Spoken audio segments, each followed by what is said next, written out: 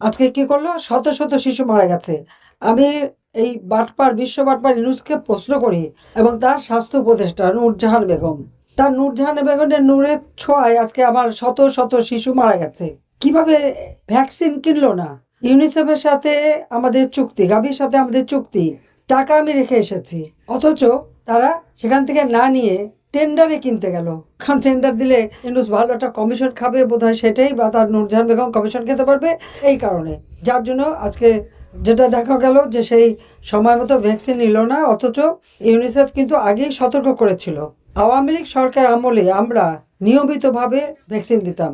97% পর্যন্ত আমরা ভ্যাকসিন দিয়েছি শিশুদের। এমনকি কোভিডের সময় এই আমেরিকা থেকে শুরু করে সারা বিশ্বে কোনো দেশই বিনা পয়সায় সাধারণ মানুষকে কোভিড ভ্যাকসিন দেয় নাই। আমরা গরিব হলেও আমরা কিন্তু আমাদের অন্তর আছে, মানুষের প্রতি ভালোবাসা আছে, সেখান থেকে আমরা টাকা পয়সার দিকে তাকাইনি, বিনামূল্যে ভ্যাকসিন এবং বিনামূল্যে টেস্টিংয়ের কাজ করেছি।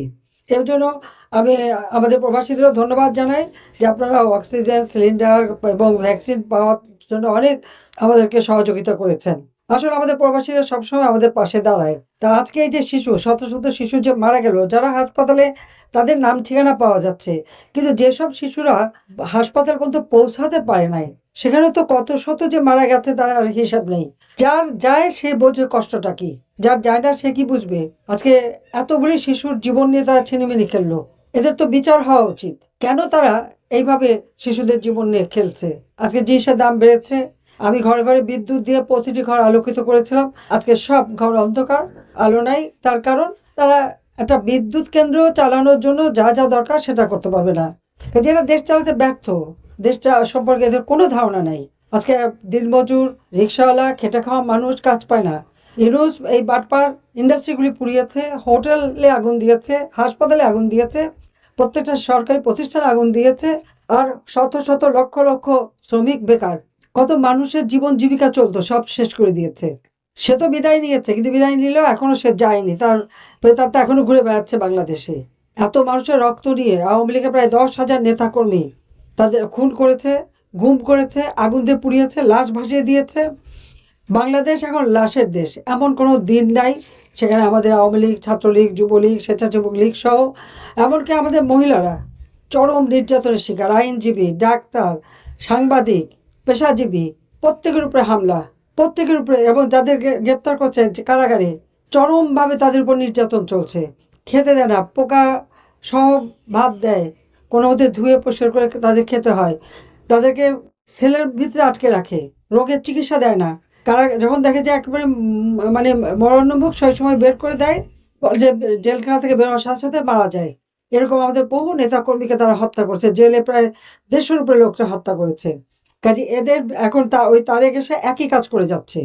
কাজে এদের ভিতরে সোচ্চার হতে হবে, যারা মানুষের জীবনের মৌলিক চাহিদা পূরণ করতে পারে না, যারা মানুষের ভালো মন্দ বোঝে না, যারা দেশকে চেনে না, দেশের মানুষের প্রতি যাদের কোনো দায়িত্ববোধ নেই, শুধু ক্ষমতায় যে ক্ষমতাটাকে ভোগ করা, এটাই তাদের কাজ। কাজে এদের বিরুদ্ধে সবাইকে সোচ্চার হতে হবে। আর যার যার বাড়ি ঘর, আপনাদের আত্মীয় পরিবার পরিজনের উপরে হামলা করেছে বা পুড়িয়েছে, প্রত্যেকে কিন্তু একটা মামলা দায়ের করে রাখবেন, এবং কারা করেছে সে নাম ঠিকানাও রাখবেন। ইনশাল্লাহ এই দিন থাকবে না, দিন আসবে বাংলাদেশের মানুষের জীবনে আবার নতুনভাবে আমরা কাজ করে তাদের জীবনকে উন্নত করব, ঘরে ঘরে বিদ্যুৎ দেবো, আলো দেবো, চিকিৎসার ব্যবস্থা করব, দেশের উন্নতি আমরা করব। আজকে যেখানেই হাত দিক, যত উন্নয়নই দেখুক, কে করেছে? আওয়ামী লীগ ক্ষমতা এসেছিল বলেই তা হয়েছে।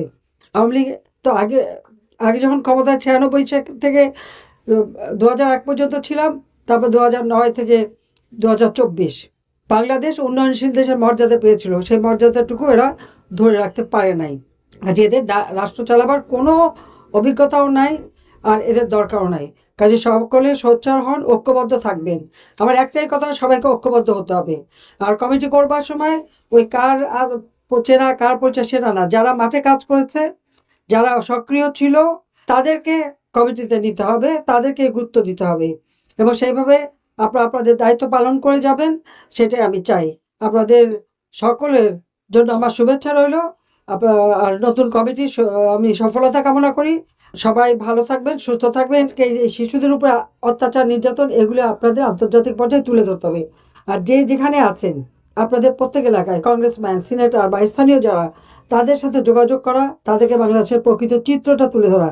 কারণ এই ইউনূস আর জামাত অনেক টাকা দিয়ে অনেক মানে পিআর কোম্পানি হায়ার করেছে, লবিস্ট নিয়োগ করেছে, যত মিথ্যাচার করে বেড়ায় সেটাকে কাউন্টার করতে হবে সরাসরি সকলের সঙ্গে যুক্ত থেকে। এবং বাংলাদেশে যখন যে ঘটনা থাকবে তখনই ওখানে যতগুলি দেশের অ্যাম্বাসেডার আছে সব জায়গায় তথ্যগুলি পৌঁছে দেবেন। সবাই ভালো থাকেন, সুস্থ থাকেন। খোদা হাফেজ। জয় বাংলা, জয় বঙ্গবন্ধু। বাংলাদেশ চিরজীবী হোক।